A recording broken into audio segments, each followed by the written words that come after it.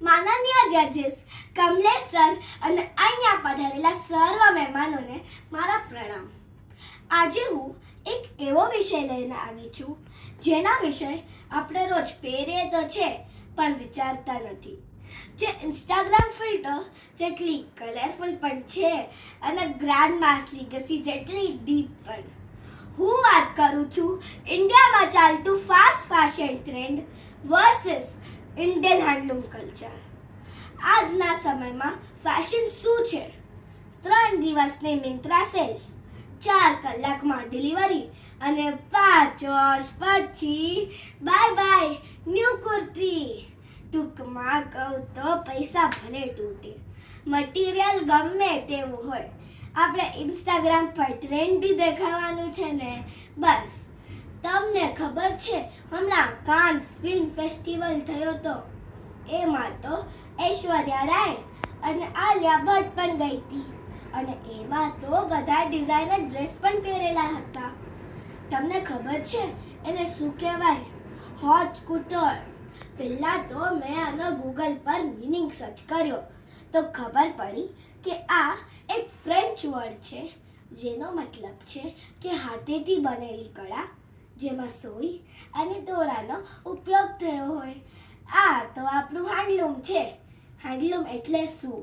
ત્યારે ઘરમાં દાદી અથવા નાનીના કબાટ ખોલીને જોજો અને એમાંથી જે બાંધણીની સાડી નીકળે એ ખાલી રંગ નથી, કપડું નથી, એમાંથી જે લાગણીઓની સુગંધ આવે. કપડું આપણા દેશનું સસ્ટેનેબલ અને હા, 0 રિટર્ન પોલિસી ફોર એવર. આ છે આપણું હેન્ડલૂમ. સસ્ટેનેબલ પણ છે અને સ્ટાઇલિશ પણ.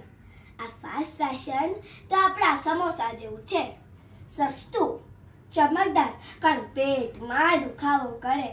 અને આપણું હેન્ડલૂમ ઈ છે ઘરના મગના લોટ જેવું, ઘરેલું, સરળ અને સંતોષ આપતું. આપણા દેશમાં હેન્ડલૂમ એ ફક્ત સાડી નહીં, કલાકારી, પરંપરા અને આત્મનિર્ભરતાનું પ્રતીક છે. ફાસ્ટ ફેશન માત્ર શો ઓફ છે અને આપણું હેન્ડલૂમ સ્લો લવ, જે મમ્મીની ઓઢણીમાં પણ છે અને રાજાના શાહી શણગારમાં પણ. આપણા દેશના હર એક રાજ્યમાં હેન્ડલૂમ છે. પાટણના પટોળા. અને તમે પેલું ગીત તો સાંભળ્યું હશે ને, ઓ છેલાજી મારા હાટું પાટણથી પટોળા મૂંગા લાવજો. નવરાત્રિ આવે નહીં કે યાદ આવે જામનગરની બાંધણી અને રાજસ્થાનના લેરિયા. લગ્ન આવે નહીં કે યાદ આવે મધ્યપ્રદેશની ચિકનકારી અને ઉત્તર પ્રદેશની બનારસી. લગ્ન ગરમી આવે નહીં કે યાદ આવે ઓડિશાની ઇકત અને પશ્ચિમ બંગાળની તાત. ઠંડી આવે નહીં કે યાદ આવે કાશ્મીરની પશ્ચિમા શોલ. તમને ખબર છે આંધ્રપ્રદેશ અને તેલંગાણાની પોચમપલ્લી અને ભગલપુરીને તો યુનેસ્કોનો એવોર્ડ પણ મળ્યો છે. આ કપડાં કોઈ મશીનથી નથી બન્યા. આ કપડાં એ લોકોએ બનાવ્યા છે જે લોકોના હાથમાં હુનર છે, આંખમાં કળા છે અને જે લોકોની સંસ્કૃતિમાં પરંપરા છે. હવે આપણે આ મીશોની 299 વાળી કુર્તીના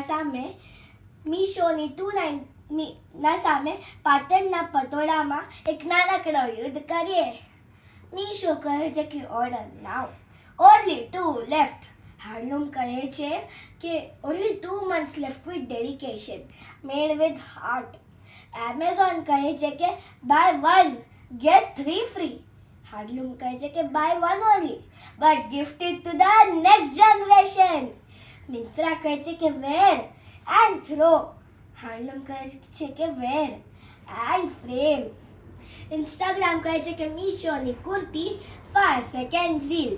હેન્ડલૂમ કહે છે કે 5 જનરેશનની reel. Grandma's choice, not boring choice. Meesho કહે છે કે એડ ટુ કાર્ટનો બટન દબાવો. હેન્ડલૂમ કહે છે કે એડ ટુ કલ્ચરનો બટન દબાવો. ફાસ્ટ ફેશન કહે છે કે made in hours, produced for all the masses, trendy, temporary, સસ્તું લાગે, જલ્દી આવે અને જલ્દી ફેડ થઈ જાય. ટૂંકમાં ડ્રેસ ટુ ઇમ્પ્રેસ, મોડેલિંગ કરવી છે, મોડેલિંગ. હાર્ડલૂમ કહે છે કે handcrafted, made with heart, tradition rich, timeless substance. ટૂંકમાં ડ્રેસ ટુ એક્સપ્રેસ. તમે કોણ છો? તમારું વ્યક્તિત્વ શું છે? આજે આપણને મિંત્રા, અજીઓ, એમેઝોન પર આપણને ઇન્સ્ટન્ટ ડોપામાઇન તો મળે જ છે, પર બ્લાઇન્ડલી મેડ ગાલા લુક્સ અને સેલિબ્રિટી ઇન્ફ્લુઅન્સર્સને ફોલો પણ કરીએ છે, એ વિચાર્યા વગર કે આ કપડું ક્યાં બને છે, કોણ કલાકારે છે, એની પાછળની કઈ લાગણીઓ છે. તમને ખબર છે આ ફાસ્ટ ફેશન વિશ્વની બીજા નંબરની પ્રદૂષણ કરતી ઇન્ડસ્ટ્રી છે. પ્રત્યેક વર્ષ 27,000 million metric tons carbon dioxide ઉત્સર્જન થતું હોય છે અને એનો મોટો ભાગીદાર આ ફાસ્ટ ફેશન છે. આજે 300ની ટી શર્ટ પહેરી છે ને, એમાં કેટલું બધું પાણી, કેમિકલ અને પ્લાસ્ટિક વેસ્ટ થયું છે. આ ભારતમાં 4.5 મિલિયન કારીગરો હેન્ડલૂમ ઇન્ડસ્ટ્રીમાં કામ કરે છે. એક સાડી બનાવવામાં કેટલી વાર લાગે છે? તમે જે એક સિલ્ક દુપટ્ટા પહેરો છો ને, તે શાયદ કોઈ માના હાથેથી બનતો હોય, જે દિવસના 10-12 કલાક હાથથી તાત એટલે કે લૂમ પર કામ કરે છે અને બીજી બાજુ ઘરનું પણ સંભાળે છે. પર એના નામનું કોઈ ડિઝાઇનર જેવું ટાગ નથી, પણ ફક્ત ને ફક્ત એક દિવસનો રોજગાર છે. હેન્ડલૂમ બાયોડિગ્રેડેબલ હોય છે. આ કપડાં આપણે લઈએ તો ખાલી એક પાર્ટીમાં નહીં પણ વર્ષો સુધી ચાલે છે. આ કપડાં ટાઈમલેસ હોય છે અને આ કપડામાં કારીગરને રોજગાર, સન્માન અને અસ્તિત્વ મળતો હોય છે.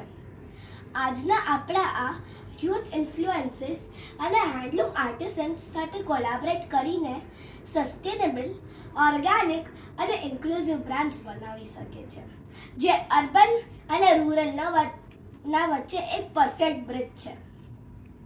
આપણી ચોઇસ, આપણો ફર્ઝ. આજે જ્યારે આપણે 200માં ટી શર્ટ ખરીદીએ છીએ અને બીજી બાજુ કોઈને 20 રૂપિયામાં 12 કલાકનું કામ કરવાનું મજબૂર કરીએ છીએ.